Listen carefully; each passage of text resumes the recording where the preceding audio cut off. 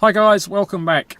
Okay, this video is for Simon. Simon asks, he wants to see the fuel trims on the car. So I'm going to attempt to set up the other camera on the reader if I can get them to stay put without moving around, so that you can see the fuel trim readings on the car. A quick recap and a quick update so you know where the situation is. When Clive came down, the mechanic that I'm going to be working with, based on the experience and gut feeling, he felt it was a coil pack playing up. So we went back, or I went back old school. I got 2 spare coil packs, and I basically just started swapping the coil packs out to use a process of elimination. So I found 2 coil packs that were breaking down under, well, one had a crack in it and it was shorting out, and the other one is just simply breaking down under load, and that was on bank 2, and that used up my 2 spare coil packs. But what I did is I reversed the concept around when I checked the right hand side. So basically what I did is I swapped the coil pack out with a bad coil pack. So i.e., if the car runs worse, you know the original coil pack is good. And using that process, I eliminated cylinders 3 and 2 on the right hand side.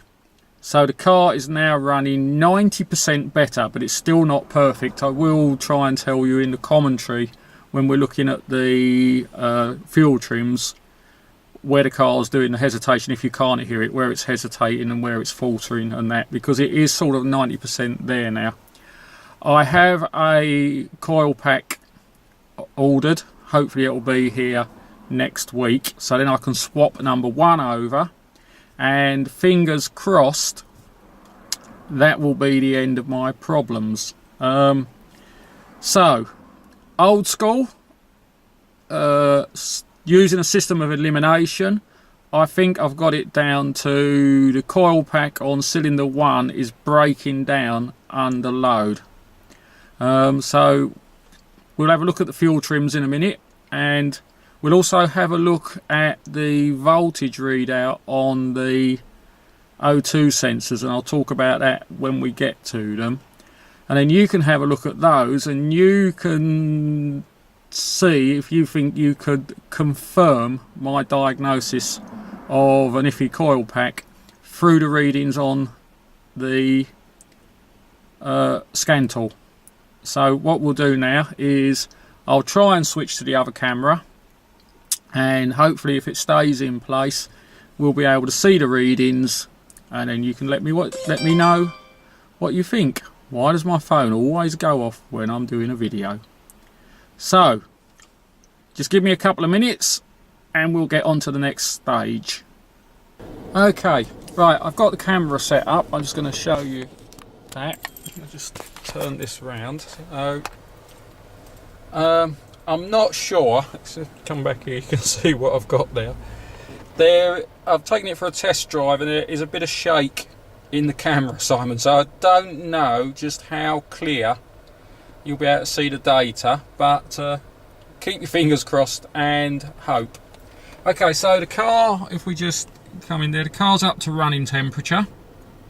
So we'll set it up and take it out, and I will show you I'm going to show you the fuel trims first as I drive it round. Then I'm going to stop and change the page to the readouts from the O2 sensors, and I'll talk about those when I swap it over. So let's get it set up and take it for a drive with the fuel trims. Back again, just try and keep that in line for you. Now that's completely off the power, so that's on what I call overrun. The car's pushing the engine, and then back onto the power. It's trying to prove me a liar at the moment because it hasn't hesitated once, which is typical. We're doing 40 on the speedo, so give you some clues to the readings. As I say, I can't see whether the camera's actually focusing on that very well or not. I hope it is. But that gives you the readouts as we're going along there. Just doing a steady 40 miles an hour. Coming up to a set of traffic lights, I've come off the power, so that's on overrun, and we're going to come to a stop, and then I'm going to turn left at the traffic lights. So you can see on the tick over now sort of how much the tick over moves around. It's actually being quite stable at the moment, which is unusual for it. I hope you can hear me okay, but because I know my car's a bit loud.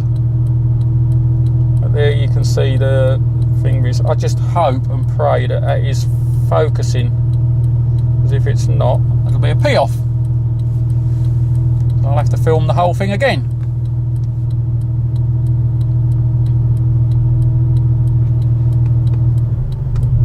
A little bit of a stutter and a kick there as we pulled off.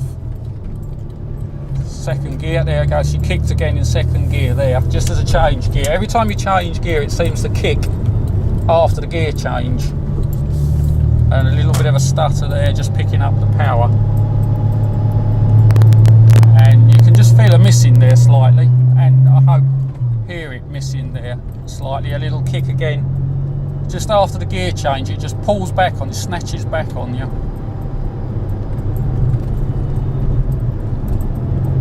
And again there, I came off the power, back on the power gently, and a hesitation, and a kick there. Just one single kick, and there it goes again. So there you go.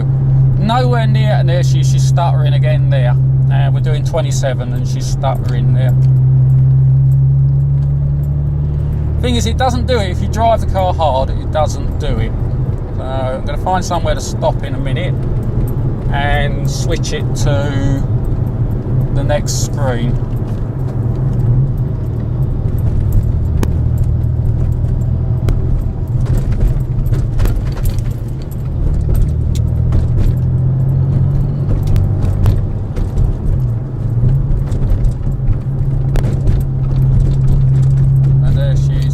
Stuttering again just after the gear change again. Just change to fourth gear and it starts to stutter. Just going to go and find somewhere to stop, and we'll change the screen.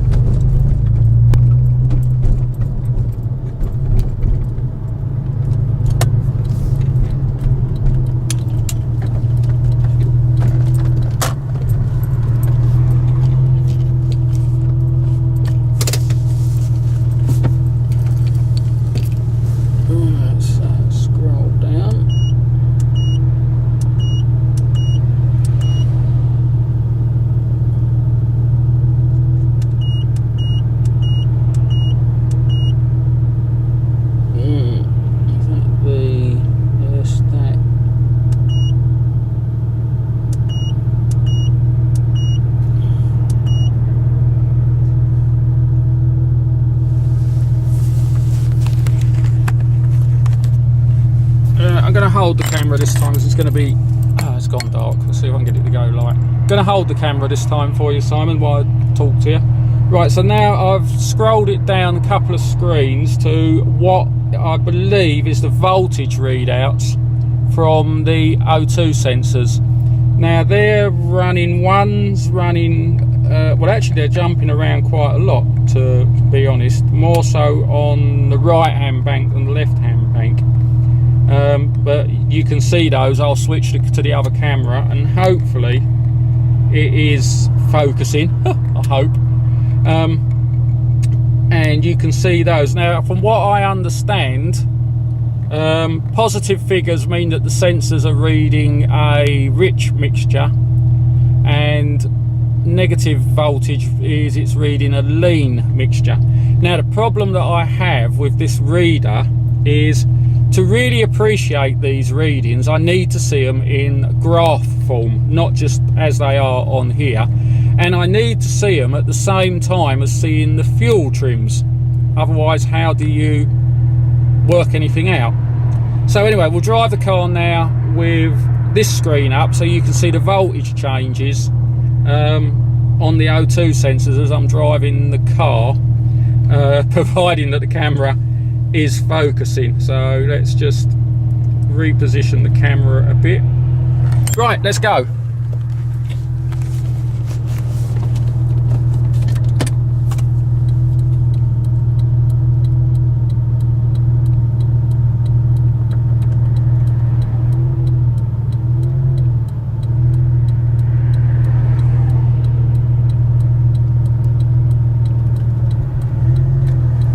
Alright, we'll go in a minute when the traffic clears. I don't want to go hacking it away, because if the camera moves then we've sodded up the whole video.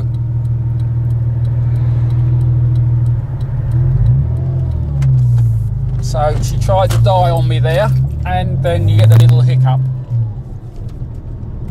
So obviously I've got to watch where I'm going, so I hope, Simon, why I'm telling you what the car's doing, you're watching the readings for me.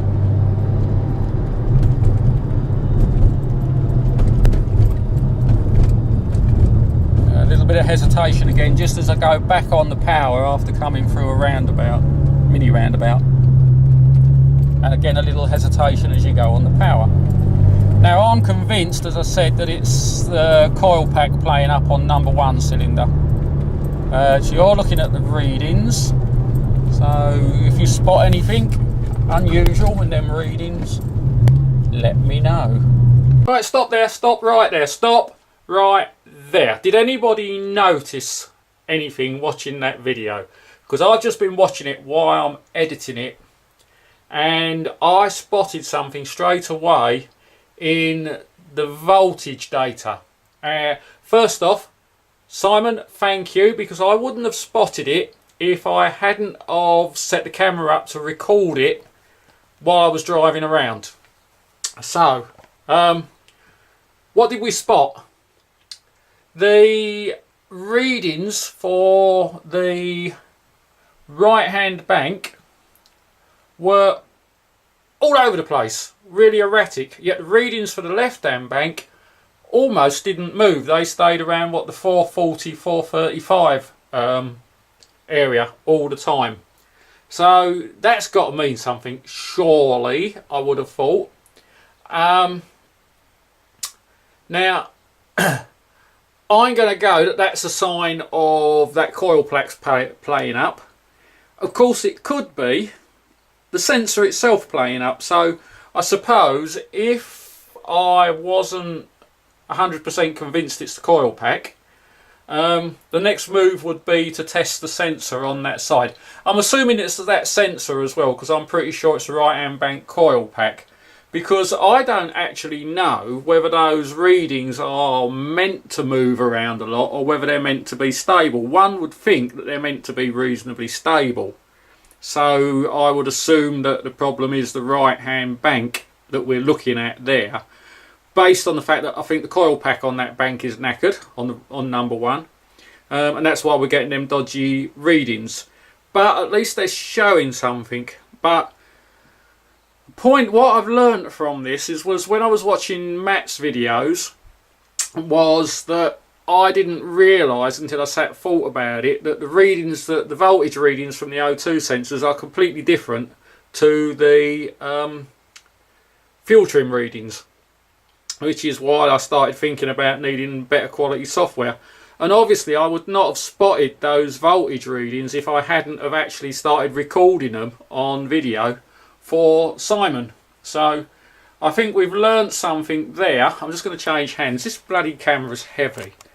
I think we've learnt something there in the fact that we've seen something there. But yeah, the message I want to get across, of course, and we'll look into this more now, is that the voltage readings, not the trims, the fuel trims don't really, to my mind, they didn't really give anything away. What gave it away is the voltage readings.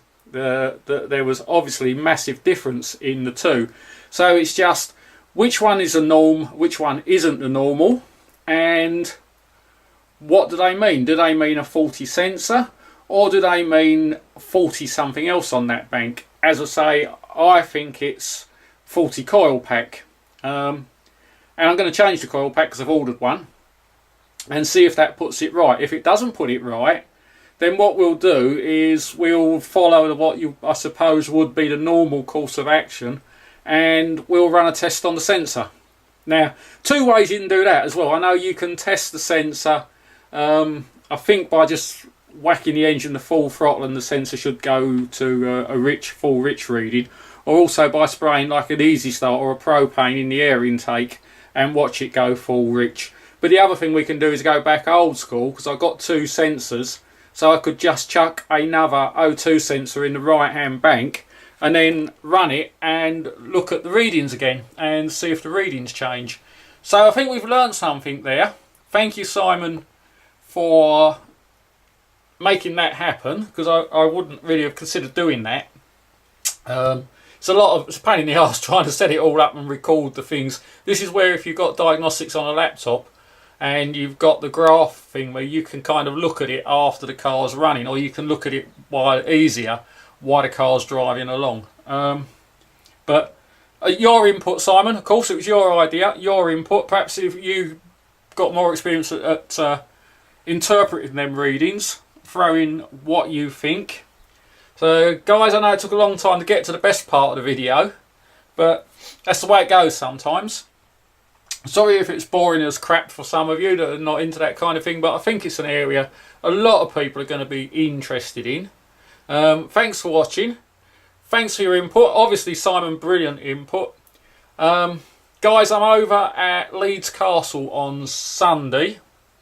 Clive's going to be over there, and if anyone else fancies going over, then we'll see you there. So I'll see you in the next video. Thanks for watching. Bye.